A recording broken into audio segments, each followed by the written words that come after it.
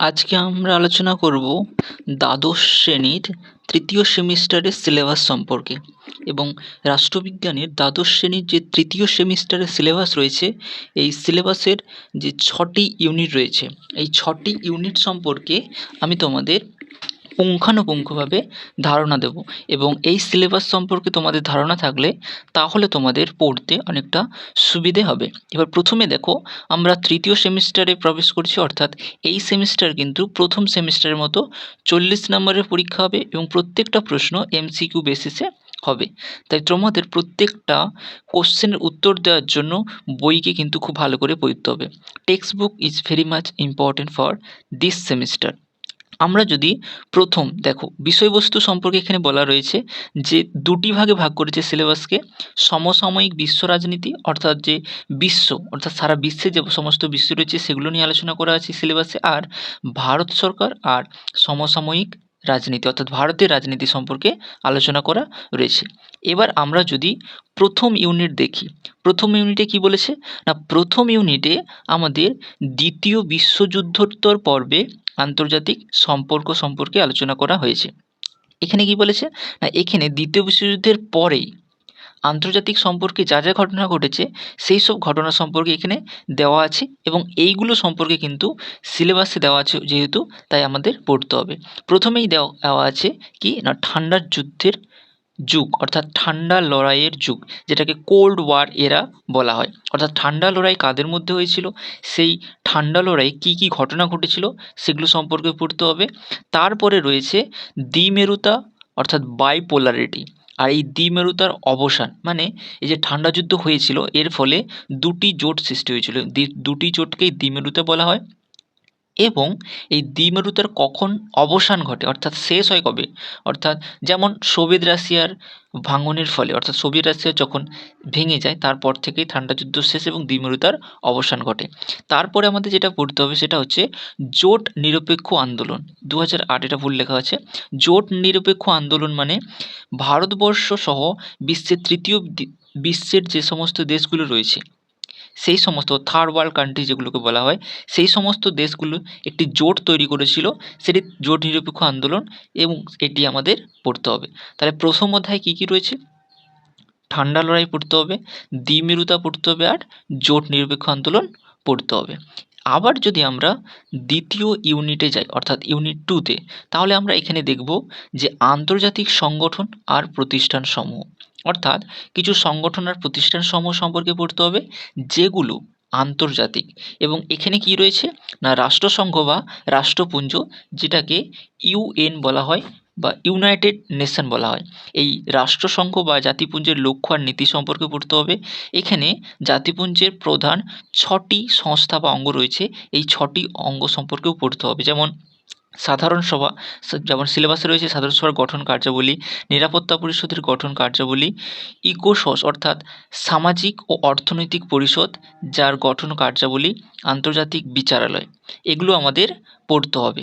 আর secretariat রয়েছে, secretariat মানে সচিবালয়, সেগুলো সম্পর্কে পড়তে হবে। আরও কিছু বিশেষজ্ঞ সংস্থা রয়েছে যেমন ইউনিসেফ, ইউনেস্কো, হু অর্থাৎ ওয়ার্ল্ড হেলথ অর্গানাইজেশন, যেটা কি বাংলায় বিশ্ব স্বাস্থ্য সংস্থা বলা হয়, এগুলো সম্পর্কে পড়তে হবে। আর বিশ্ব ব্যাংক অর্থাৎ ডাব্লিউবি ওয়ার্ল্ড ব্যাংক, আর আন্তর্জাতিক মুদ্রা তহবিল, যেটাকে ইন্টারন্যাশনাল মনিটারি ফান্ড বা আন্তর্জাতিক অর্থ ভাণ্ডারও অনেকে বলে থাকে, এটা হবে না। এবার আমরা যদি তৃতীয় ইউনিটে যাই, তৃতীয় ইউনিটে আমাদের সিলেবাসে যেটা রয়েছে সেটা হচ্ছে সমসাময়িক বিশ্বে নিরাপত্তা, অর্থাৎ বর্তমান বিশ্বে নিরাপত্তার যে সমস্ত ধারণা রয়েছে সেগুলো সম্পর্কে পড়তে হবে।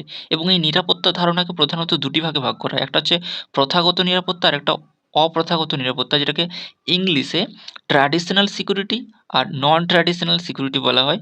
আর প্রথাগত অর্থাৎ ঐতিহ্যগত নিরাপত্তাকে আবার দুভাগে ভাগ করা হয়, অভ্যন্তরীণ আর বাহ্যিক নিরাপত্তা।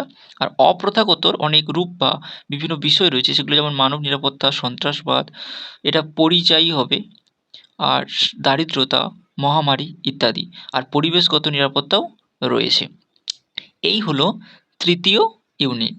এবার আমরা যদি চতুর্থ ইউনিটে যাই অর্থাৎ ইউনিট 4, তাহলে আমরা ইউনিট 4-এ আমরা দেখতে পাবো যে জাতি গঠনের চ্যালেঞ্জ সমূহ। এখানে কি বলেছে না, জাতি মানে আমাদের দেশ, অর্থাৎ ভারতবর্ষ যখন গঠন হয় সেই গঠনের সময় যে সমস্ত বাধার সম্মুখীন হয়েছিল সেই সময় ভারতবর্ষ, সেইগুলো বলা হয়েছে। এখানে আমাদের কয়েকটা গুরুত্বপূর্ণ বিষয় পড়তে হবে, যেমন ভারত বিভাজন, অর্থাৎ স্বাধীনতার সময় ভারতবর্ষ যখন স্বাধীনতা লাভ করে তখন ভারত বিভাজন হয়েছিল, একদিকে পাকিস্তান আর একদিকে ভারতবর্ষ। এবং এই ভারত বিভাজনের ফলে উদ্বাস্তু সমস্যা অর্থাৎ রিফিউজি ক্রাইসিস, এই রিফিউজি ক্রাইসিসও দেখা দিয়েছিল, যেইটা সম্পর্কে আমাদের জানতে হবে। আর কি জানতে হবে না, দেশীয় রাজ্যগুলির অন্তর্ভুক্তি, অর্থাৎ ভারতবর্ষ যে স্বাধীন হওয়ার সময় দেশীয় যে রাজ্যগুলো ছিল সেগুলোকে ভারতবর্ষের কিভাবে অন্তর্ভুক্ত করা হলো সেই কাহিনী সম্পর্কে আমাদের জানতে হবে। অর্থাৎ ইউনিট 4-এ জাতি গঠনের চ্যালেঞ্জ সমূহ যা যা রয়েছে সবই আমাদের পড়তে হবে।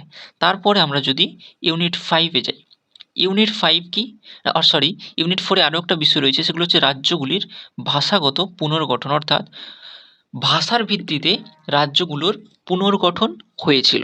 অর্থাৎ প্রথমে যখন রাজ্যগুলো গঠন করা হয় বলা হয়েছিল যে ভাষার ভিত্তিতে গঠন করা হবে, এবং কিছু রাজ্য ভাষার ভিত্তিতে গঠন করাও হয়েছিল।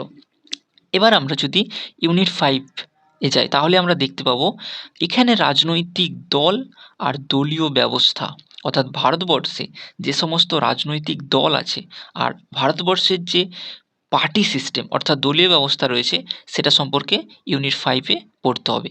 এখানে আমাদের পড়তে হবে রাজনৈতিক দলের সংজ্ঞা কী, অর্থাৎ রাজনৈতিক দল কাকে বলে আর রাজনৈতিক দলগুলির বৈশিষ্ট্য কী কী, এগুলো সম্পর্কে জানতে হবে।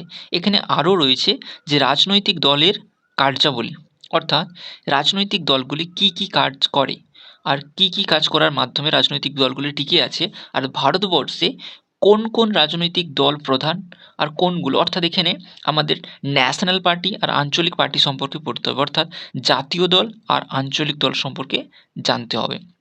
আর এখানে জানতে হবে নির্বাচন প্রক্রিয়া, অর্থাৎ ভারতবর্ষে কিভাবে নির্বাচন সংগঠিত হয় এবং এই নির্বাচন প্রক্রিয়ায় কী কী সংস্কার এসেছে সেগুলো সম্পর্কে জানতে হবে।